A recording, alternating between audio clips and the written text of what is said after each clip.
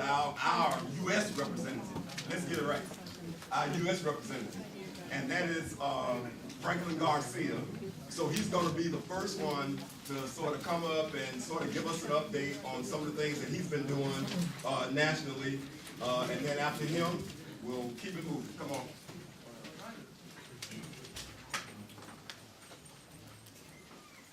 Thank you, Chairman Edwards. Good evening, everybody.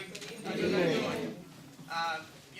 One of the things that I do, or used to do a lot more, was go around the city and cover a bunch of events with a camera.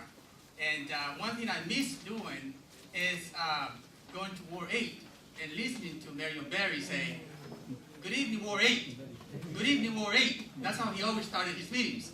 And so I'm going to say today, good evening, Ward 5. Good evening, Ward 5. Because yesterday, as you all know, was his birthday.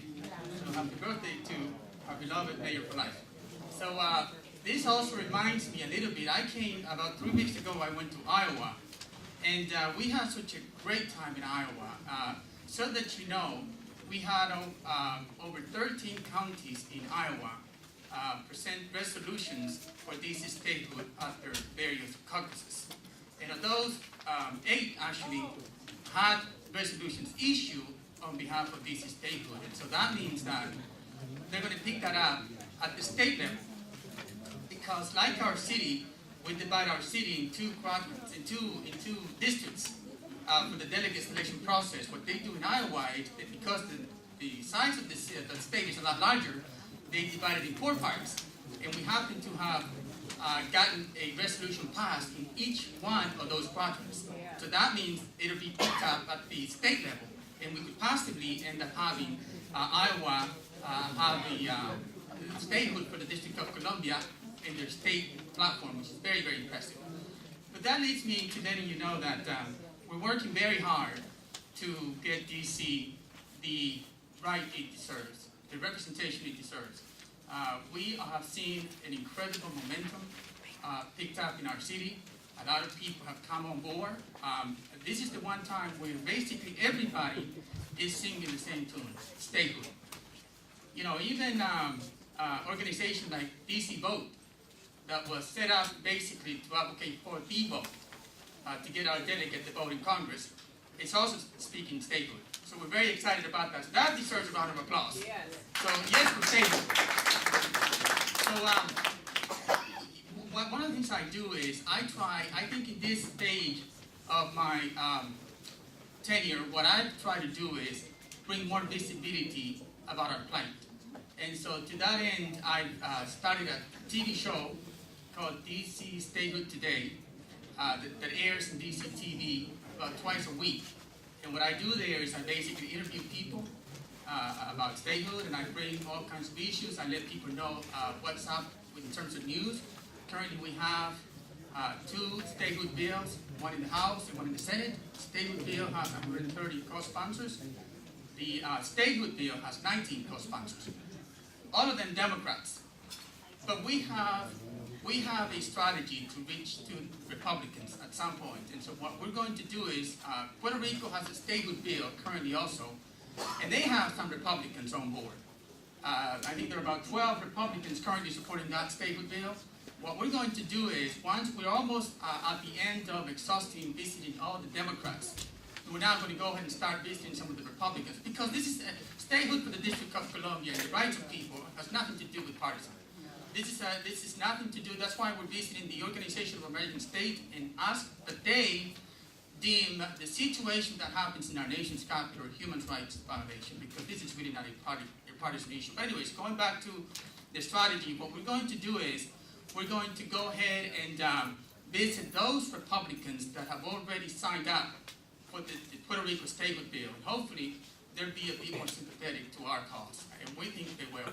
So basically, just real quick, and I won't take much more time, but what I want to let you know is what our strategy is in terms of becoming the 51st state. What we're doing, what H.R. 317, the New Columbia Admission Act, is going to do is, it's going to shrink the size of the national capital. It'll stay the same. The national capital will still be the District of Columbia, or Washington, D.C., And then what we're doing is basically the smaller size of what is today the District of Columbia will basically be from the White House, the U.S. Congress, and everything in between, mainly monuments, all the federal land. Everything else, all the residential parts of our city, we're going to call it the new state of Columbia, the New Columbia, the state of New Columbia, which is the voted name when we had a state convention back in 1982.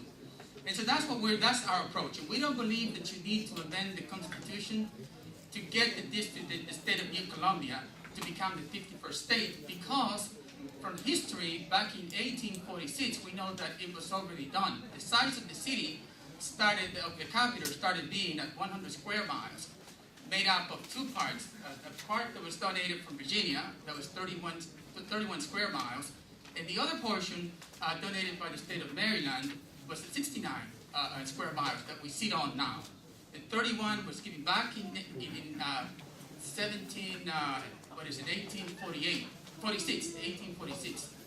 And we believe that we can do the same. We can shrink the size of the city, and we don't need to amend the Constitution, as many Republicans suggest that we need to do. So that's basically what we do. In terms of getting Democrats elected, we continue to be entertained with the Republican debates. And we don't know if it is a good thing for our country, what we're seeing, because in the midst of being entertained, we're also elevating the rhetoric to a level that we've not seen before. I'm not so clear that that's good for us. But we are hopeful in the Democratic Party that whoever they elect, we can beat. And we believe that because we don't believe that more than 51% of America represents the kind of hatred, the alienation that you're seeing from the Republican Party. So we're very excited that they're fighting and that they're letting out their true colors.